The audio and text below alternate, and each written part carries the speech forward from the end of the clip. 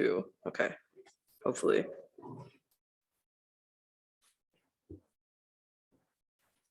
Yes, you plan to record this. Okay. Yeah. So. Okay.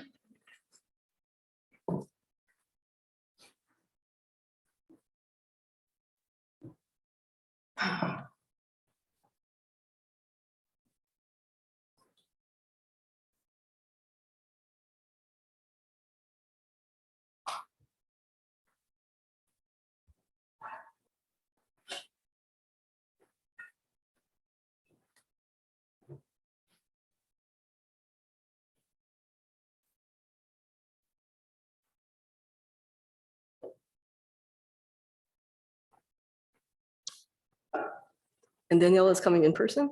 Yeah. Okay.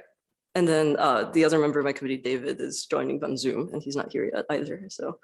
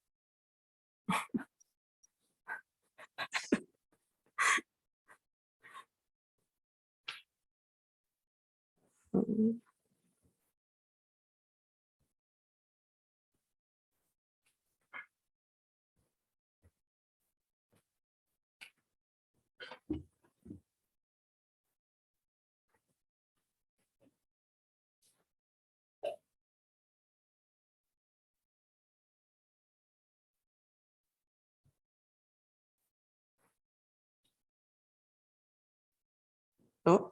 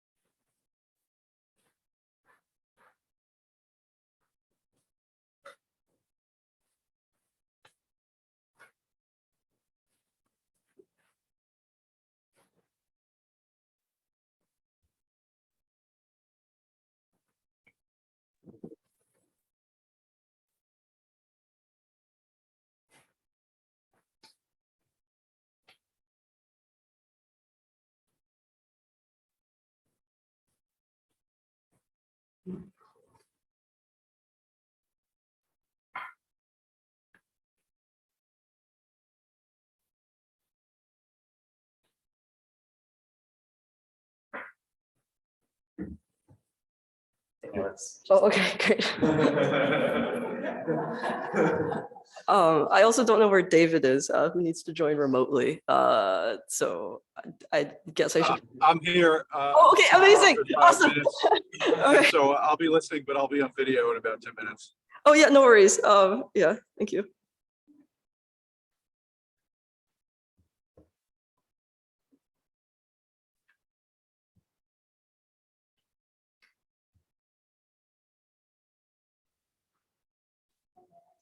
Yeah.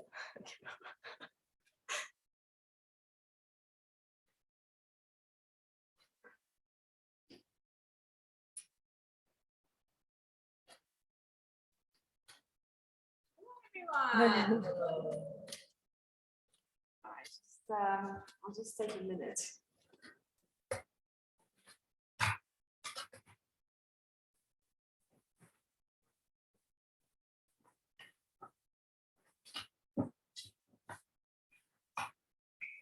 So let's see, it's 5 after the hour. Should we do MIT time, Lily, or you want to get started right away? Yeah, I mean, yeah, In the it's spirit of MIT, we should do MIT. okay. Yeah, it's only one more minute. Yeah. So,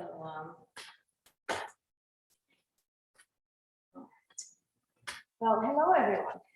It's so good to see all of you at Lilly's PhD defense. The PhD defense is the highest peak that a graduate student climbs, and it's really the summation of a lot of many years of deep thinking and great work. And in Lily's case, this certainly holds true. So Lily came to our lab actually as an undergraduate student. So we got to know her when she was an undergraduate student, and she was doing so many exciting things. She was acing her classes. She was winning the Jeopardy College Bowl championships, and she was doing many other fun things. So Lily came to us with this great passion of developing robots, developing hardware, but also developing robots in support of people, to help people to enable more productivity, to enable safety, to enable people to be more capable with machines. And she spent the last several years thinking about novel ideas, whether they were in hardware or in theory or in control or in applications. And she worked on a beautiful new concept, handed shearing Auxetics, and from this concept came a number of devices and truly novel capabilities for robots. And so with that, Lily, I look forward to your thesis, and please take it away. All right. So just a few housekeeping points. Please feel free to ask questions during the presentation. At the end of the presentation, we will have a public Q&A with all of you, and then we will have a private Q&A with your committee. But Lily, where is your committee? Kevin's there, and then David has to zoom in. Yeah. Oh, Kevin, yeah, hello, Kevin. And so Devin, so then David is online. Yes. And you verify that he's online? Yes. All right, great. So, so I should also say that thesis, Lily's PhD committee is Kevin Chen and David Mendel.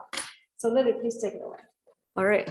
Yeah, thank you for that, very much for that kind introduction. I'm very excited to be presenting today about function follows form, an exploration of robotic embodiment through geometry. So as you've been waiting, you've seen a bunch of these robot bodies that I've made, and I'm excited to talk about how I created them, as well as some of the thinking behind how we can create new robot bodies. So if this needs to be turned on. Great. So through fiction, we're really used to this idea of robots being not just computation, a brain, but also having a body with it. We imagine humanoid robots that we can hug and interact with and play games with. But in reality, the recurrent robots that we have are something more like this, a Roomba, a robotic vacuum cleaner. They're very widespread. You might even have one, but there's some limitations with this body.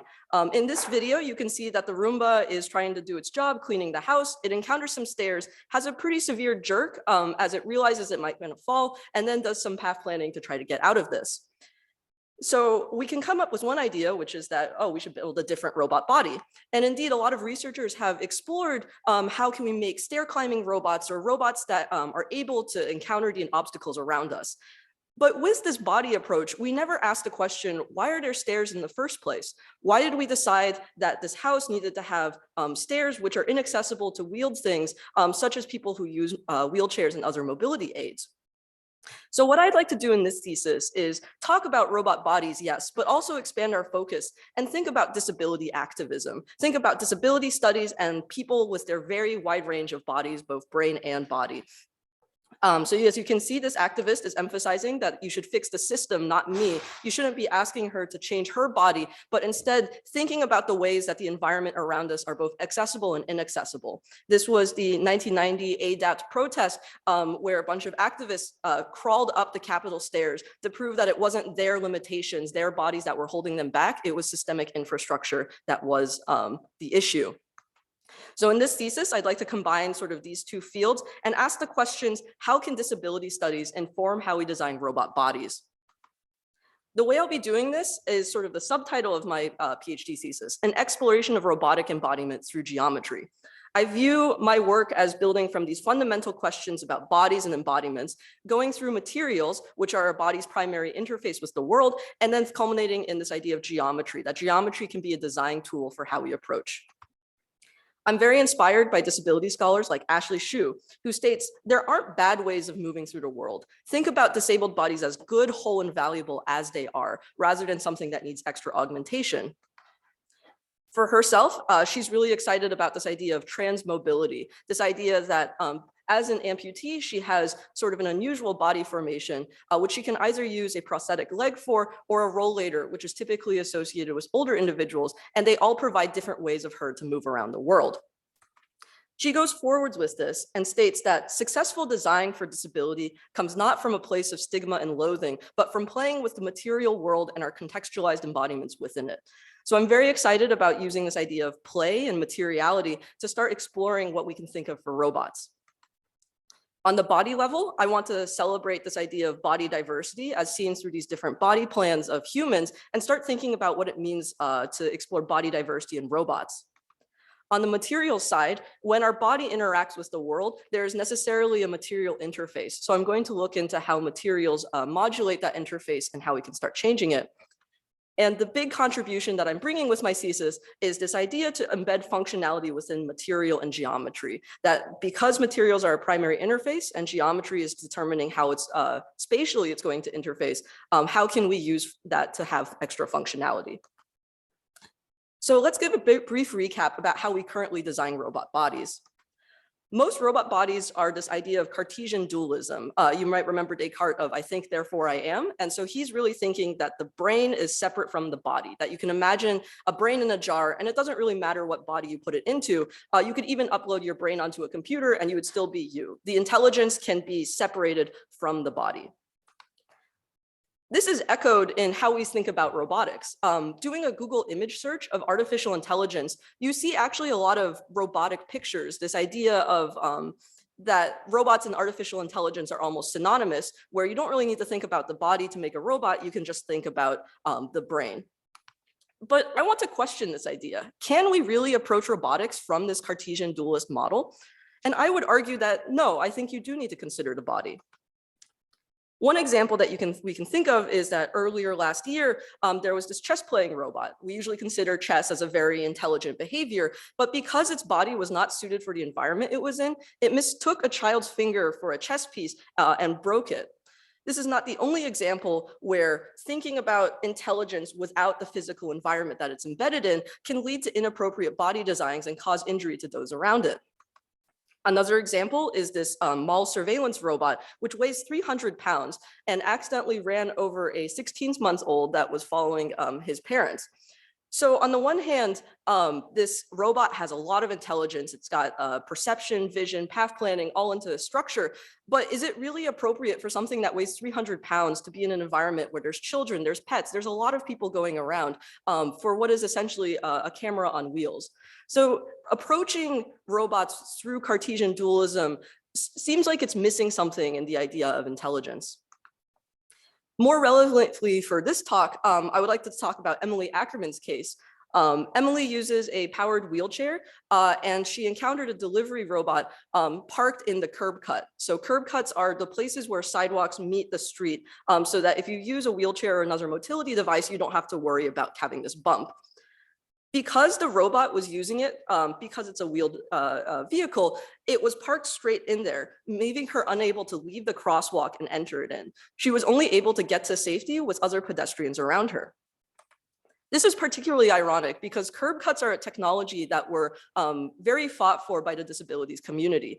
In Berkeley, the Center for Independent Living took sledgehammers and ramps to the curb to insist that these accessible accommodations be made. So if robots are benefiting already from the activism that's done in disability, we need to make sure that the robots we create can give back to the entire community, disabled as well as able-bodied. Emily emphasizes this by saying that the advancements of robotics, AI, and other futuristic technologies has ushered in a new era in the ongoing struggle for representation of people with disabilities. So to recap, I've discussed some of these questions that bodies come about. We cannot just separate having a brain and a body, but we really need to think about how it is in the world and what body plans are best suited for environments. Thinking about other types of bodies, usually we think of a disabled body as one that has a lack. But in this YouTuber who runs Stump Kitchen, she kind of jokingly asks, who needs a juicer when you have a stump? She's starting to think about the ways that her body specifically gives her new functionality, whether it's sort of the material properties of her stump being able to go into the orange and squeezing out that extra juice. We're thinking about not adding technology, but thinking about what we already have in the body. And roboticists are interested in this, and they call it embodied intelligence. So instead of having this Cartesian dualism model where you have this robot, it's kind of shaky because its body is not well suited to the locomotion task and instead has to compensate by thinking very hard, doing a lot of computations.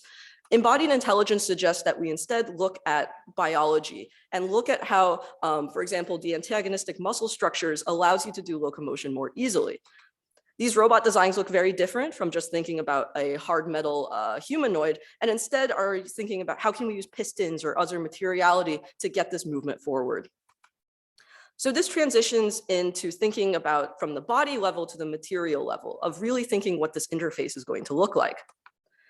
Again, we're looking at through this from a disability studies lens, and disability design advocate Liz Jackson emphasizes that we are the original life hackers, that because disabled people meet the world in a different way, they need to start thinking about how to change that interface, how to hack the world to fit their bodies.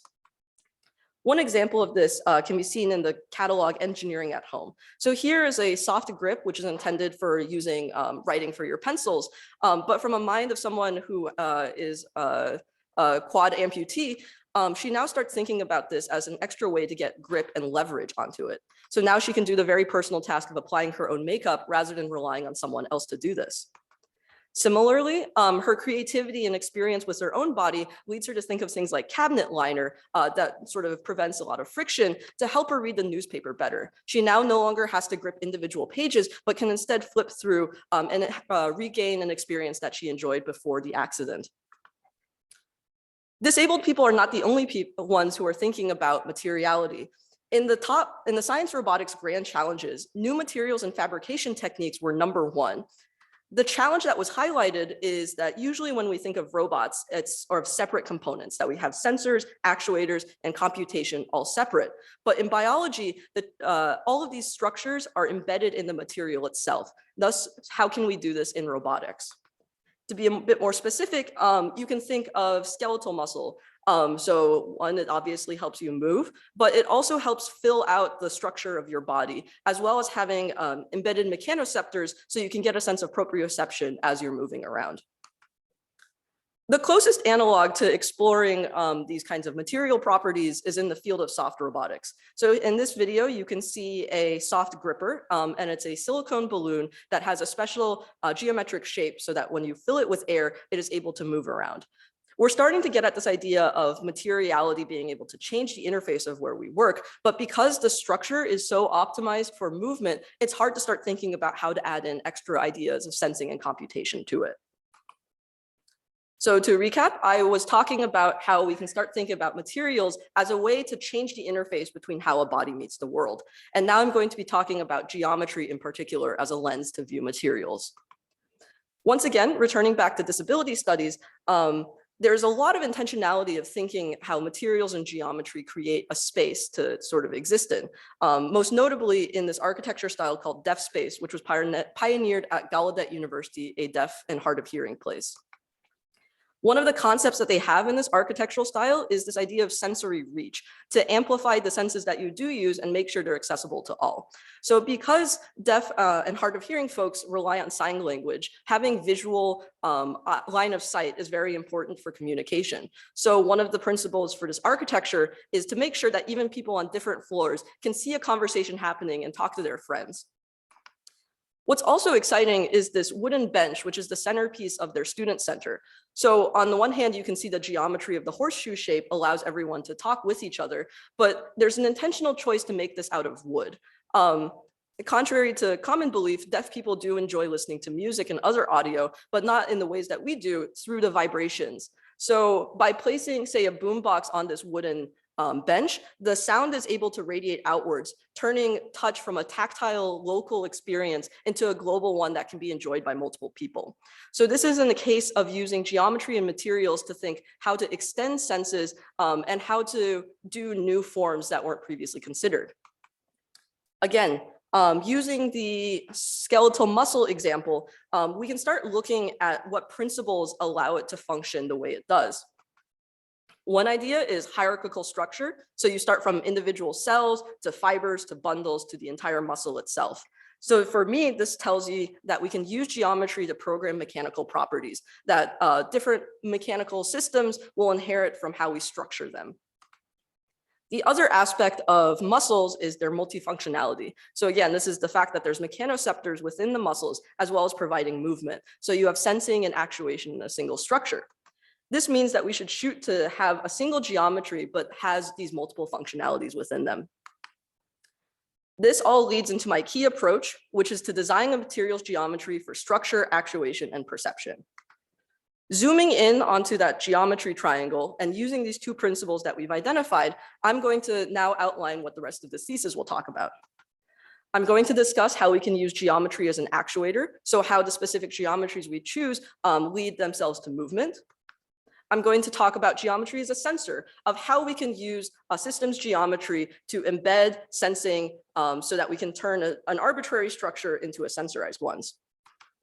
Finally, I'm going to put these two concepts together and think of geometry as a robot. So thinking about taking the first steps to this multifunctional goal and having actuation and sensing in a single structure. For the actuator systems, I'm going to be talking about AuxBots. AuxBots are Auxetic robots, and Auxetics are a specific kind of geometry that I'm interested in exploring. I will talk about that later. The next project I'll talk about is Fluidic Innervation, which is using geometry as a sensor. So with this technique, using 3D printed and the clever placement of channels, we can now sensorize any material by clever routing.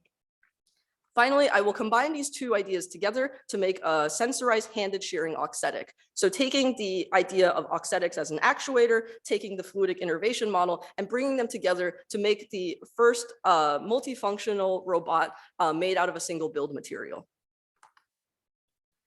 The key technical idea for getting to that point is this idea of mechanical metamaterials. So as you might guess from the name, metamaterials, so meta is beyond, it's a way to give materials extra material properties beyond what they have.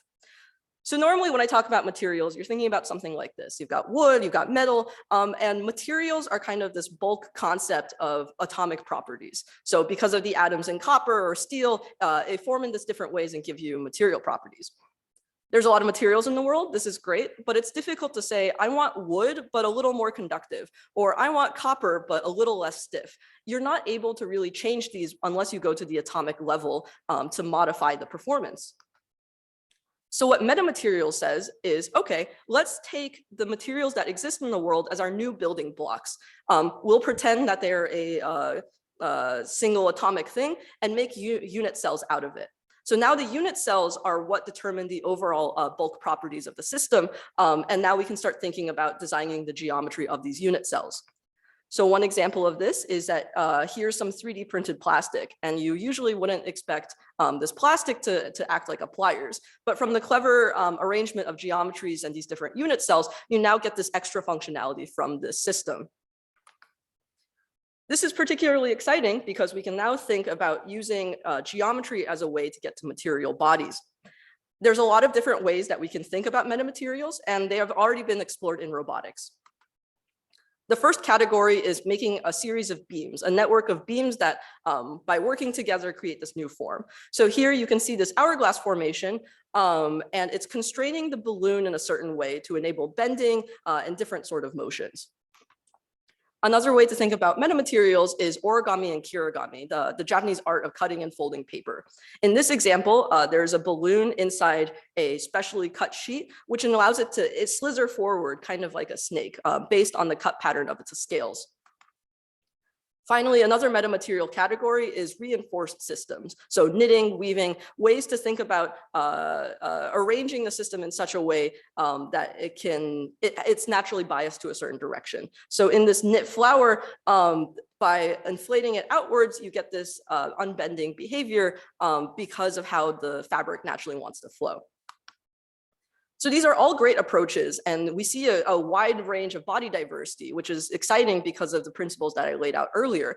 But all of these systems have some critical issues that don't quite allow us to reach our goals of systems. One is that these systems use metamaterials as a passive constraint. So it's a balloon surrounded by beams, or a balloon surrounded by paper. We're not really using the metamaterial actively. We're using it in addition to something else. All the examples I showed you also only focus on actuation and movement. And you can imagine that because these structures are so optimized for that movement, it's difficult to incorporate sensors directly in here. So I'm inspired by all of these past approaches to robotics and interested in focusing on Auxetics in particular, this beam bending network to create the geometries I want to see. What are auxetic materials?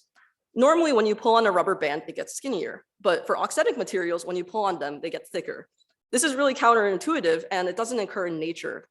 Instead, what you have to do is use these geometric structures to program this specific mechanical property in here. So in this, you can see that we have the hourglasses, and as we pull on the structure, the joint pops out, and now you get a thicker structure than what you had before.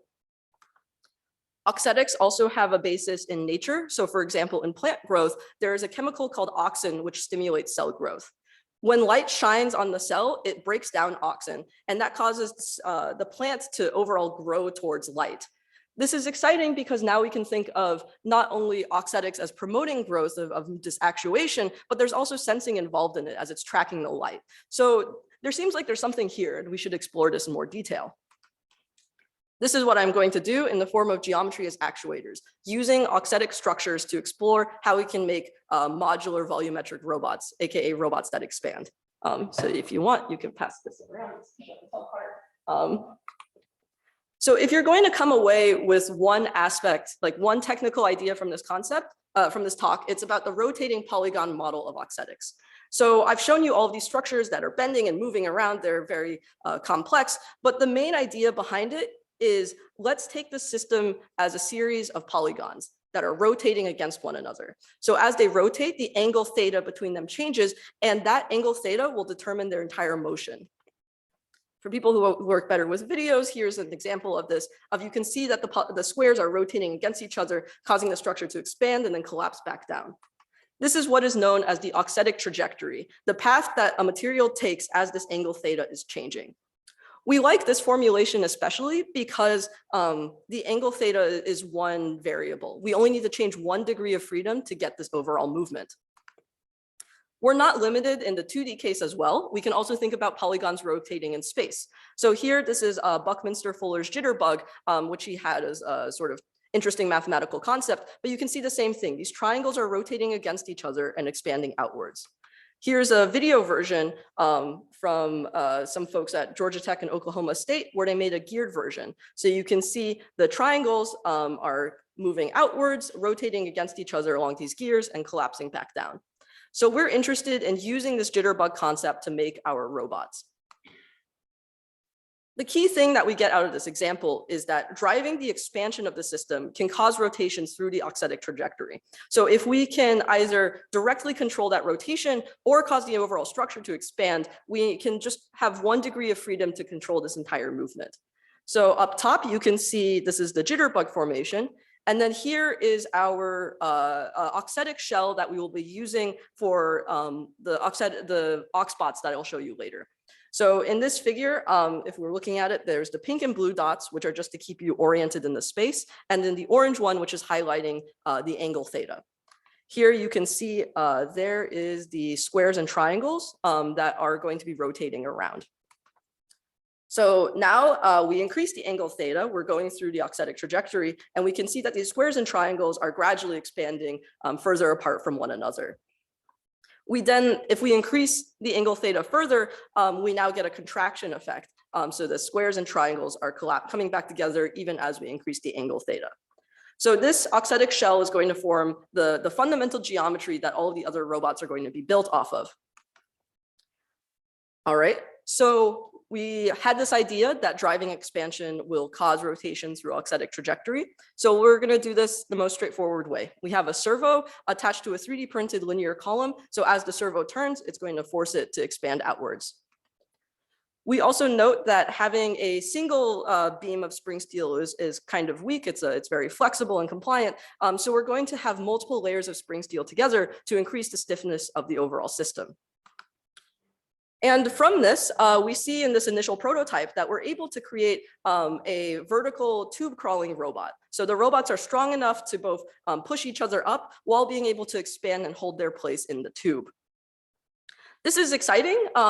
We see a lot of promise with this idea, but we do note some critical issues that need to get resolved if we want to do different applications. One is that the geometry is very robust because it's mathematically intended to expand in this way. The systems are very compact and very powerful, but the inner 3D printed column is the first point of failure, limiting how much other activities we can do because we're worried about that breaking. Second off, having the multiple layers can increase the stiffness that we see, but because you have 2 layers in line with each other, the 2 bits can intersect with them, thus preventing us from achieving the theoretical maximum of expansion that we can get.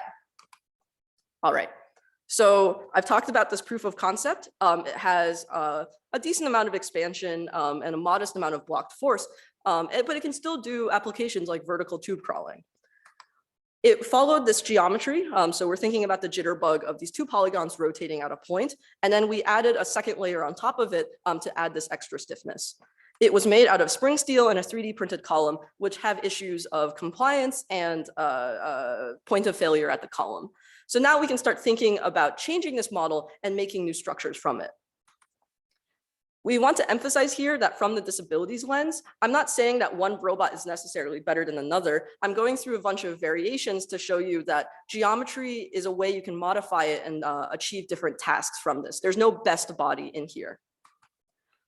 One system that we can create is the force-focused model. So we are mainly looking at things of the point of failure being the linear column and also wanting to increase the force output of the system. So as you can see from the summary statistics, we are able to achieve closer to the theoretical maximum of 1.4 times, albeit at a slower expansion speed, but we have a nearly 2 orders of magnitude higher blocked force based on our design changes.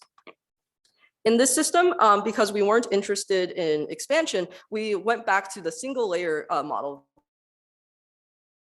very much closer, and we're using water jet aluminum and a lead screw in order to power the system. We can also come back and say, what if we want to make an AuxBot that's focused on expansion? We want to make it as large as possible without worrying about what the force output is going to be. And we see a considerable expansion, even more than the theoretical maximum of a jitterbug of 1.6 times, while maintaining this about the same amount of time it took for the initial proof of concept. So that's a larger distance to expand in the same amount of time. The way that we do this is that we take the initial double layer structure, and instead of having it rotate at a single point, we use the fact that we have 2 layers to have a scissor link so that they're working together with each other to expand outwards. We go back to the spring steel design, but we're also able to take advantage of the scissor link to do a direct servo drive as well. So now I'm going to focus on the force version of the AuxBots. Here you can see a CAD render of the system. They still have the squares and triangles in here, but now instead of spring steel that is bent in a certain way, we are making them out of water jet aluminum pieces. So it's a much more rigid system. We've replaced the internal 3D printed column with a lead screw now, which is able to provide a lot more force outwards and is difficult to break. And because we no longer have the compliance of spring steel to bend inwards, we're now using a 3D printed dihedral angle constraint to ensure that the system is rotating against each other as it's mathematically recommended. From these systems, if we compare our actuating structure to the mathematics, we see in red is what is expected, and in blue is what we measured. So we're pretty close, basically, to actually getting what is mathematically predicted. In terms of force capabilities, we did tests in 2 different directions. One is axial tests. So because the lead screw is the main point of force coming outwards, we're expecting the force to be much higher in there. And indeed, it's almost twice as high as the forces in the perpendicular direction. So looking at the maximum forces in the axial direction, this is where we're getting our very large number of 135 newtons of force outwards. The retraction force, so the force as it's trying to bring itself in, is half as large as this, but it is still 40 times the weight of the individual AuxBot, suggesting we can start doing both pushing outwards and pulling inwards applications. If we're looking at the weaker direction, so this is the lateral 90 degrees from the internal axial column, we see that it is much lower than along the force of the axis, but they're still roughly 20 times the weight. The strength is 20 times the weight of the individual AuxBot. So regardless of whether we're in the weaker position or the stronger position, we still can both expand and retract with a great deal of force. Because of this force, we can now think of applications like locomotion over more friction terrain. So in this, you can see at the top that we've connected a cable between 2 adjacent AuxBots.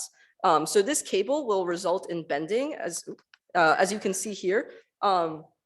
This little green thing. This is happening because as the AuxBots are expanding, they are now being pulled tight by the cable. So it's causing this bending to occur. So we can think about this as creating a sort of system where you have multiple AuxBots working together. So we have this bending behavior as before with an AuxBot at the back pushing it forwards. What's happening is that the cable is not only pulling it to be curved, but it's also providing a slight lifting motion, kind of like you can imagine a sea turtle moving forwards. And because the force output is so high, we're able to not only bring other AuxBots with us, but also to fight the frictional force of the ground. If we expand our initial design into more of a quadruped sea turtle-like system, we have so much extra force capabilities that we can start thinking about carrying loads. In particular, we can haul about 1.5 times the entire system's weight, even when some modules are stalling.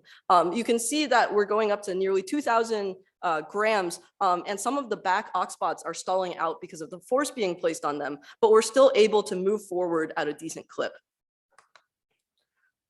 So this was a discussion of how we can change the geometry slightly, thinking about the ways to use materials to start thinking about forceful applications rather than from our initial proof of concept. We now turn our attention to what if we maximize expansion and not worry so much about the force. Let's go back to this idea of the single layer AuxBot system versus the double layer. Recall that the issue with the double layers was that the layers would intersect with one another. We can take this system and also get inspiration from the expanded Hydra. So this was a mathematical model designed to imitate how viruses expand and contract. And their key insight here is that in between the different polygons, rather than having them pivot at a single point, let's have them pivot with a bar in between. So as the structure expands, you can see that this bar pops outwards, thus forcing the structure to open even more. This extra link causes a significant expansion ratio. The theoretical maximum for jitterbug style movement is 1.4 times, and we see that we're almost getting to 1.8 times. However, because we're relying on this single bar to open up the entire structure, it's quite wobbly. Like imagine balancing on a single leg. So this adds extra degrees of freedom and further instability that might not be desirable for a robot system. The idea behind this AuxBot is let's take the double layer system and combine it with the expandahedra so that we can create something like the scissor lift that you might have seen in construction sites.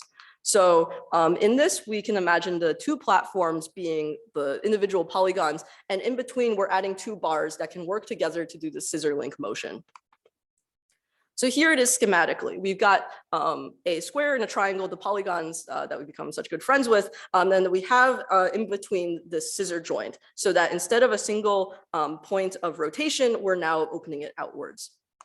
Now sort of bringing more of the picture in, you can now see the robot is doing the squares and triangle system until we now clear our vision entirely. And we can see that how these scissor link systems will force the entire structure to open more, giving a 1.6 times expansion. Looking at this real life picture, we now notice that there's no longer an internal column stretching the entire diameter of the AuxBots. Instead, we have servos that are mounted on opposite poles of the system. Taking a closer look, we see that we now have an offset between the two layers so that we can avoid the issue of self-intersection entirely. This offset is controlled by the servo because we need to attach a servo horn between the two layers, and we maintain the offset by putting standoffs through the rest of the structure. We note that since we no longer have to go through an intermediary of this linear column, we're able to get much faster expansion, right? In order to go through the auxetic trajectory, we just need to change the angle theta, and we are directly driving that angle through these servos. So we're able to do this in 0.2 seconds. What's exciting about having a large expansion in a short amount of time means that the impulse is very large. So in this system, which is a 2 by 2 by 2 cube of AuxBots, we see that they're expanding back and forth, changing the center of mass due to their high impulse. So as the system finishes changing the center of mass, if I time it right, oh, come on. Yeah, so it flips over, which is definitely something you can't do with either the proof of concept or the force-focused models. By prioritizing expansion, even though the force output is not as high, we're able to get new forms of dynamic locomotion that have rarely been seen in modular systems. Now, to compare how our system fares against other similar expanding modular robots, we see some pretty exciting traits. One is that our expansion-focused system is one of the third highest ratios compared to other systems. And we see that our force-focused model has the second highest strength to weight ratio compared to others. Across all of the systems, we note that they have a very fast expansion speed, especially for their size. Even the proof of concept is near tied with the fastest expanding system on this list. We also note that in the expansion-focused and force-focused models, the speed is an order of magnitude faster than other modular systems. So again, it's this idea that there's not maybe a best body or like a natural good one, but that by changing geometry, we now have a lot more levers to affect what properties we want to prioritize and what applications we can start thinking about. So this was about discussing geometry as an actuator, how we can use the auxetic structure to inform how we design expanding robots. I've shown you a lot of different dynamic locomotion examples, all by making slight variations to the geometry and materials that these systems were made of. I'm now going to turn our attention to sensorization. We've talked about movement. Now it's time to say, how can we perceive the outside world? Going back to this recurring example of skeletal muscles, we talked about how its geometry leads to multifunctionality, that the structural hierarchy of the system gives it strength and actuation and proprioception. Animal systems aren't the only ones that we can draw inspiration from. So xylem, if you remember, is internal channels within plants that bring water up to the rest of the plant. So in this home science experiment, they have put in a stalk of celery into food colored water. And you can see that it has drawn up the dye in the structure, and we can see these individual tubes. What if we used this idea of tubes within a structure for other purposes, not just fluid transport? So this is what is leading into fluidic innervation. Here's the next. The idea behind this is very similar to what I had with xylem. We have on the left is a render. In the blue, you can see that these are the fluid channels. And on the right, you can see that this is what it's printed. It's hard to tell that there's channels in here in the first place. But if you had X-ray vision, you would see that each of these channels had resin trapped in there from the 3D printing process. If we remove the resin inside of there, we get empty air channels, channels that are just filled with air. We like this because from the ideal gas law, we know that pressure and volume are inversely related. This means that a change in volume to these empty air channels will result in a changing pressure, which we can then measure using off-the-shelf transducers. Just to give you an idea of how we're actually fabricating this, here is a clear version of the cubic lattice, and we're applying a vacuum to it. So now you can see the fluid moving out, thus vacating it and giving us an empty air channel. So we're going to use these air channels as a way to see how they change in order to get a sense of how the overall system will change. Specifically for the cubic lattice, we're interested in creating this tic-tac-toe formation of the system. So top, middle, bottom, left, middle, right. On the right, you can see when we printed this in real life, we have tubing that comes out of each of these channels. So 9 tubes to measure 9 different sensors. I would also like to note here that because we're 3D printing, we have a lot of control over not only the sensor placement, but the geometry. There's no reason why we had to just do 9 sensors. We could have had 25. We could have had a different cubic lattice structure with this. The 3D printing process combined with this idea of putting empty air channels within means we have so much more design control over the geometry and the materials of the system. So now let's see how these sensors actually respond. So we have this cubic lattice here, and we're going to start bending it back and forth. As we're going through these bending motions, we note that the sensors are acting as we'd expect from our beam bending equations. As we go left, the sensors on the left will get compressed more, and they'll have more of a response. When we also do this on a fast time scale, we see that the system is able to respond. This is because we're measuring air rather than having to interface with another system. As we're going from, so this is bending examples, and now we'll look at more tactile demonstrations. So in this video, we're going to be pressing from left to right and seeing the shift in how the system is responding. So because now we're not just deforming the volume, but instead changing the pressure directly, we're able to measure this. Again, we are able to capture very fast taps through the system because the air pressure is changing without any lag or delay associated with it. Even outside of these qualitative demonstrations, we can now start seeing, can the system copy very fine-tuned quantitative behavior? So here we have an octahedral lattice with a set of sensors going straight down the middle across the rows, and now doing compression tests against it. Here's kind of the ground truth of what we expect, that it's loading and getting squashed, and then we unload it. And because of the soft material nature of it, the viscoelasticity, it's taking a different curve on unloading than from loading. When we're looking at the sensor response, we see not only is there comparable performance across all of the sensors and vaguely following the same shape, but we also note that we're able to track the different loading and unloading pattern, hinting that this is a good fit between reality and measurement. This behavior occurs even after we put this through stress testing of 10,000 cycles. It's difficult to see, but this is a slightly different lattice, a body-centered cubic lattice, which we do just to compare for different lattices how the performance is. We do 10,000 cycles of this material. That's what 10,000 cycles looks like. There's not much variation, which is the important part, which is showing that the system is very repeatable over time. So if we zoom into the beginning, the middle, and the end, we see that the sawtooth curve goes around and it's maintained very robustly over these 10,000 cycles. What's particularly interesting is that if we look at the ground truth, so this bottom graph is saying what is the loading and unloading pattern that we see, we can see here on this pink line that it's starting to flatten out. This is because the printed material itself is going through like creep and relaxation so that it's flattening out at this point, even though we're doing the same distance of compression. Our sensors here not only are maintaining the sawtooth shape, but are able to get that very slight flattening behavior through the entire system, highlighting that we're able to catch very high resolution details through our actuation. This is preliminary work, but I'm still very excited to show you, just to emphasize the idea of 3D printing letting us really have full control over the geometry and the sensor placement. So here in this grid of hexagons, we're interested in using them as a tactile sensor, so purely changing the pressure when you're grabbing things, and we're able to do very complex internal routing within the system.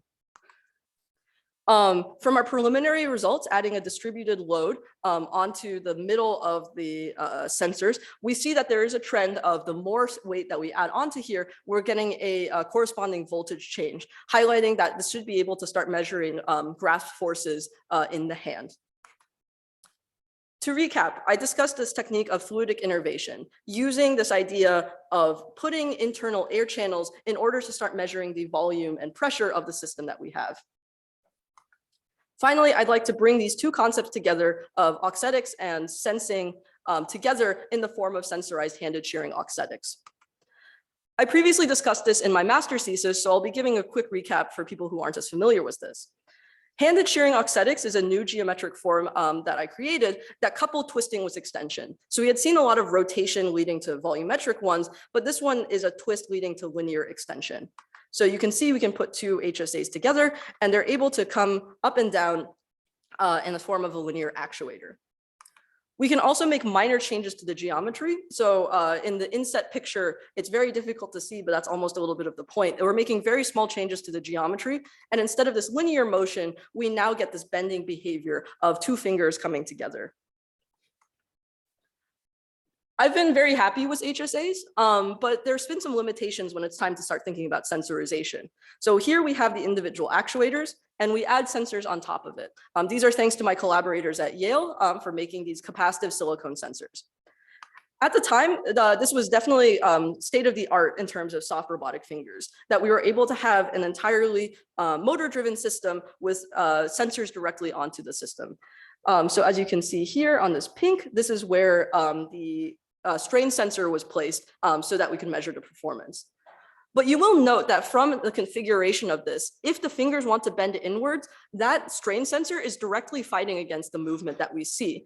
It was negligible enough that we could still get exciting behavior out of it, but it does lead some questions that as we're doing more complex manipulations, will this sensor be an issue for the movement? The exciting thing to move HSAs from the realm of these external sensors to these internal ones is by moving into 3D printing. As you can see from this time lapse of printing an HSA, 3D printing gives us access to the internal geometry of the system. It also gives us higher resolution. So you can see above, these were a close-up of the tubes I used during my master's thesis compared to what we can now get from the 3D printing system. It's significantly higher resolution. We can imagine doing finer tuned geometry controls in addition to the sensorized output. All right, so to create sensorized HSAs, we're going through the same methodology as before. We're having internal sensors, but this time wound around through the complex geometry of the system.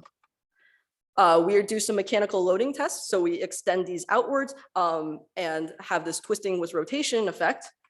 Here is the normal loading curve that you'd expect. We again see a different loading and unloading curve.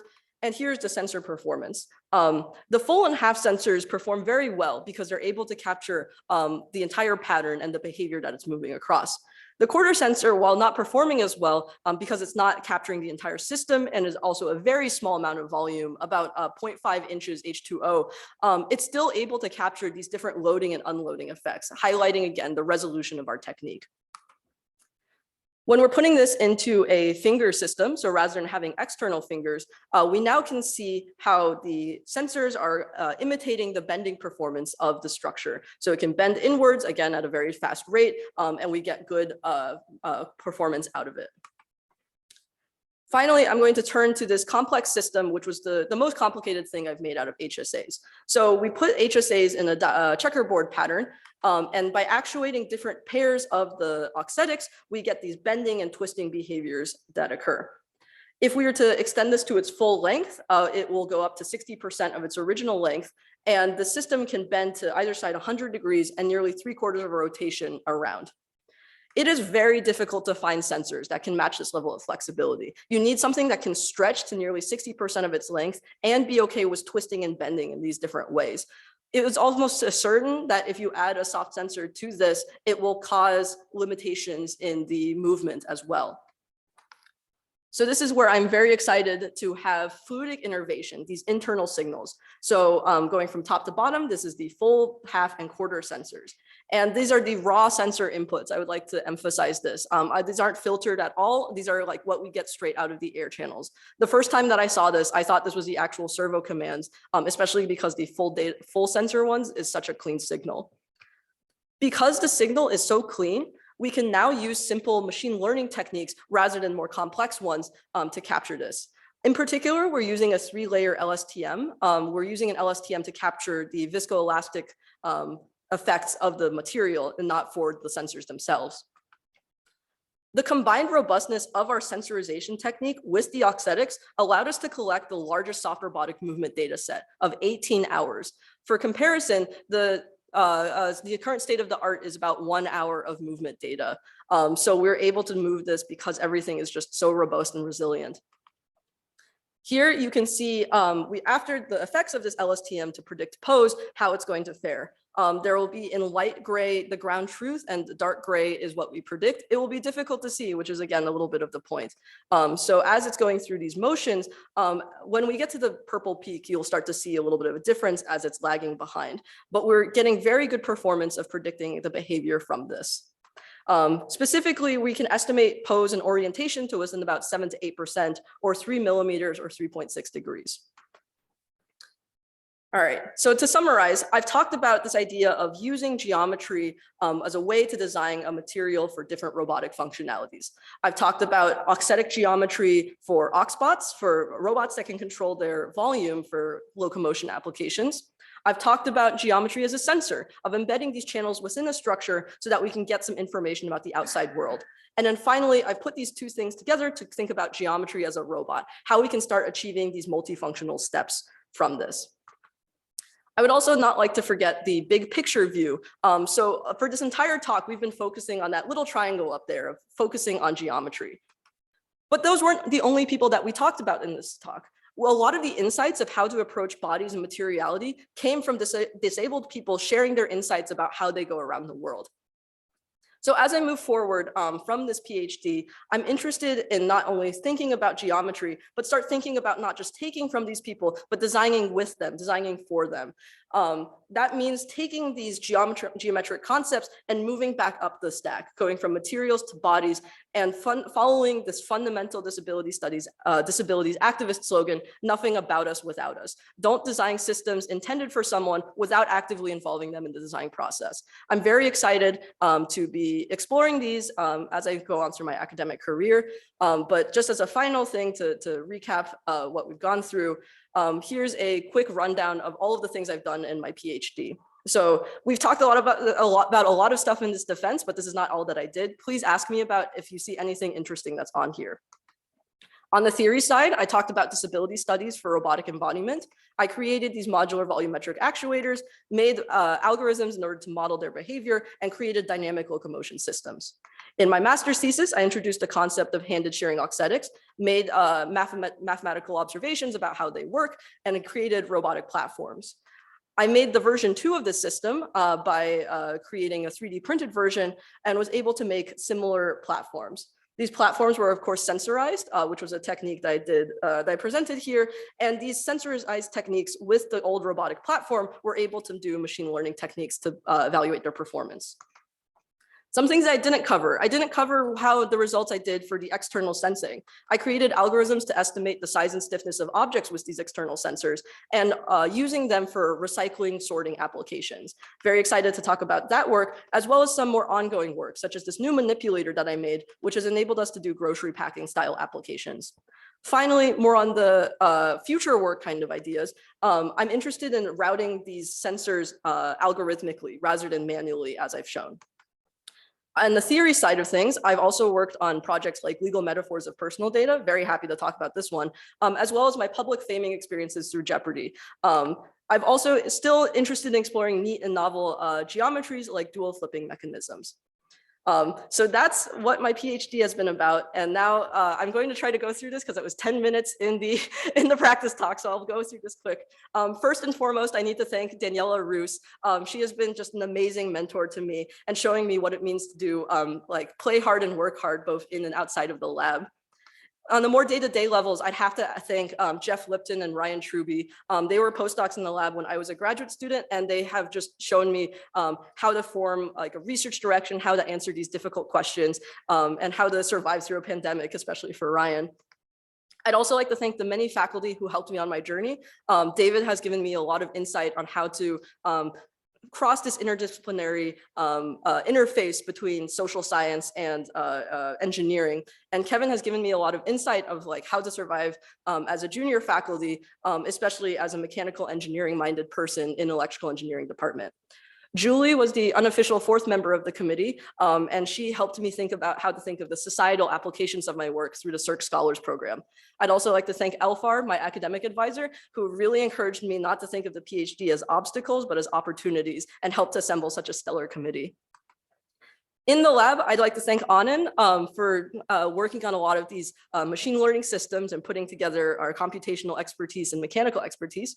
I'd like to thank my collaborators at Yale, Rebecca Kramer-Bottiglio and Michelle Yuen for providing those soft sensors. I'd like to thank Rachel, who is awesome and helped me survive as a woman in robotics. And also, I'm just really thrilled that we got to do the dream of both mentoring a student and co-authoring a paper together. I'd finally like to thank Andy because it was really great to nerd out about both video games and robots together, just really switching back and forth between Mario and robots. I would be extremely remiss if I not thank the large number of Europe and MNGs that have chosen me as their mentor. I was trying to figure out my way, and you guys took a chance on me by asking me to be your mentor. So I'm very grateful for everyone who continued to work with me. Special shout out especially to Greg and Valerie, who joined in their freshman year, and I saw them all the way to graduation and now masters. So this is very exciting. I'm very thankful to everyone in the lab for creating a culture that made me want to go into work every day. And I want to make a special shout out to Mika, who is not in any of these pictures because she's too busy taking the pictures and making sure that we're all happy and well fed. And thank you so much for being such a great force in the lab.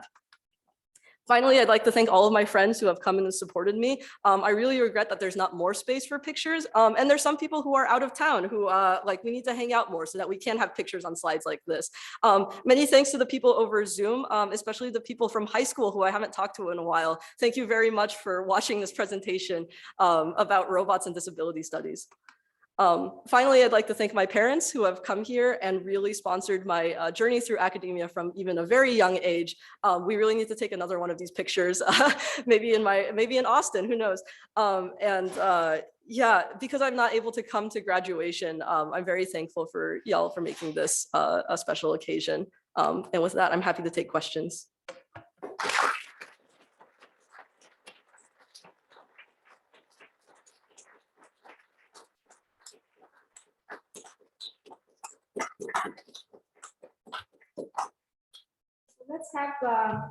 Let's have questions from the general audience.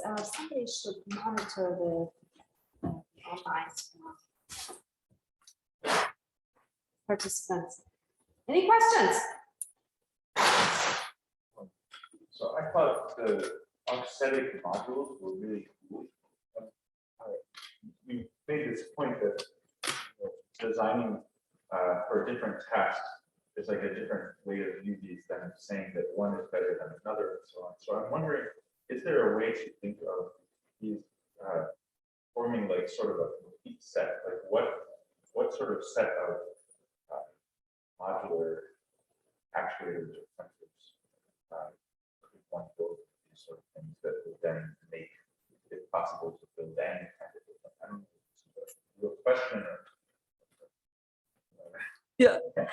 So the question is, I've shown a little bit of variation in the modular robots of like the geometry and the stiffness. And so you're kind of asking if there's a whole class that you could create from that. Like how is it like a universal set of these? Okay. So the question is there a universal set of these AuxBots? So the jitterbug design is pretty well modeled. So there's like a paper in 1989, which is talking about what angular constraints and what symmetries that you need in order to have them. So I think that that would be a first step to exploring all of this. I think that wouldn't capture some of the changes I did were of materials from spring steel to aluminum. So that would require something a little more sophisticated to think about. Yeah, thank you.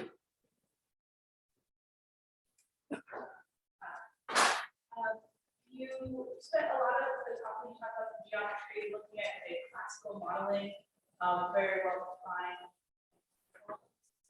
Later in the talk, you brought in some techniques that involve machine learning, the LTM models. Where do you see kind of the balance between this traditional modeling and learning methods going forward? Yeah, so the question is that there's a little bit of tension in the work from doing mathematical modeling and these data-driven approaches of machine learning. So how do I see the connection between them? I'm definitely more interested in the mathematical systems of like having something clear that you can understand. I think when you're starting to looking at soft systems, those material dynamics are difficult to understand. I have a feeling that because I'm working on this like living hinge flexure model that's supposed to act like a pin joint, that there might be some connection with there. But yeah, future work. Yeah. Right. It seems like a simple question. Both in robots and facility frames that there's no bad body. But at the start of the talk, you talked about the chest robots, the security robots, and you emphasized that these are not robot bodies that are super fast. So what is your theoretical connection? Yeah, so the question is, how do I connect this? There are no bad bodies with the idea that I body shamed some robots at the beginning for like the chess one and the surveillance robot. I would say that it's a matter of like fit, of like appropriateness. So you can imagine that the surveillance robot being 300 pounds would be more of an asset in let's say like a war zone, I guess, like somewhere where that the extra weight to not get pushed around is actually an advantage to you. And similarly for the chess robot, that's just an industrial robot that they decided to pick up pieces with. And in industrial settings, robots are usually behind cages because they're moving so fast, there's so much force applied there. So they're very good for different applications. It's just that in a situation where there's going to be a lot of humans around, especially children, we need to start thinking about different bodies. So soft robotics is really a big part of like having safe interactions with people. Yeah. This talk was amazing. Thank you. So you had a slide third way through kind of laying out different angles of soft robotics and different mechanisms. You focused in on Auxetics, so that's very cool. And then you talked about this fluidic innovation stuff, how 3D printing, especially with more recent advances, is making it much easier to create this kind of internalized system within the material itself. Is there any crossover to apply like fluidic innovation beyond Auxetics? Like, do you do it? Is it what you do and focus on it? Yeah. So the question is about how can we apply fluidic innervation to a greater wide range of things, not just Auxetics. The cubic and octahedral and body-centered cubic lattice, none of those are Auxetic. So those are kind of like starting to think about metamaterials in general, because each of those had a unit cell that was tiled across. So that was kind of hinting at the fact of we can use this for a wider variety of applications. And I'm interested in actually for my postdoc work to start thinking about what geometries would be more appropriate and how to put sensors for like human-centered tasks. Yeah, thank you. So,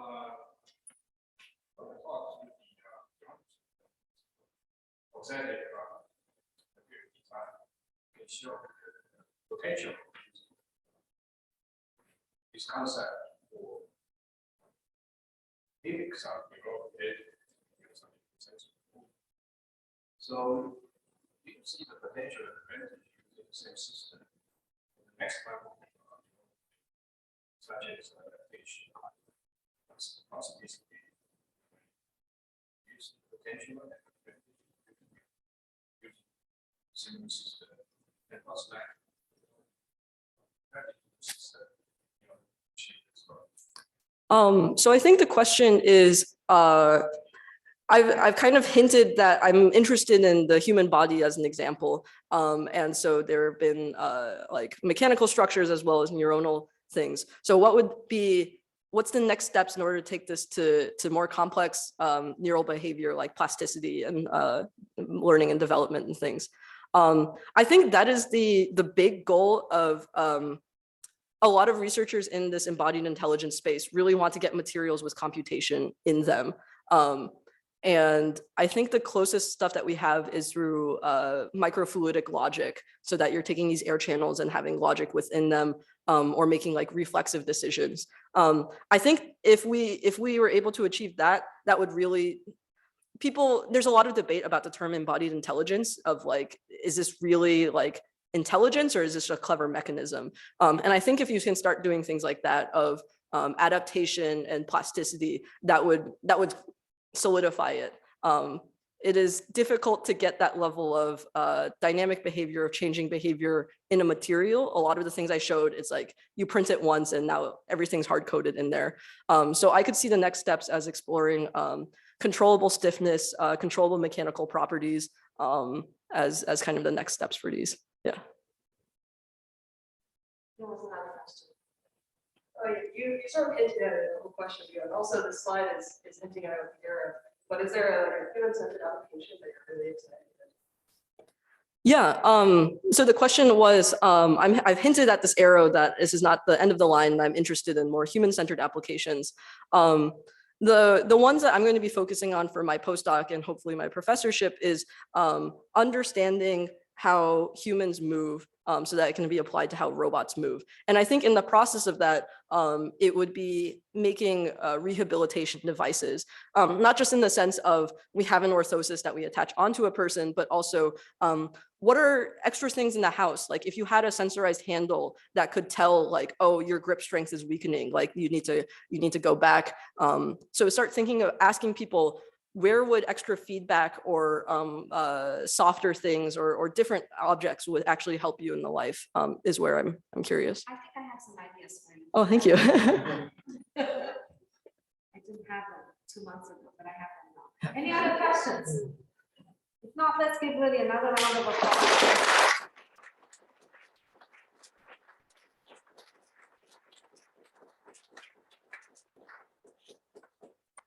I invite you to meet us in the lab. And Kevin and David, could you please say? Yeah, so everyone on Zoom needs to leave because we have a private meeting session. Oh, yeah, thank you. Good luck and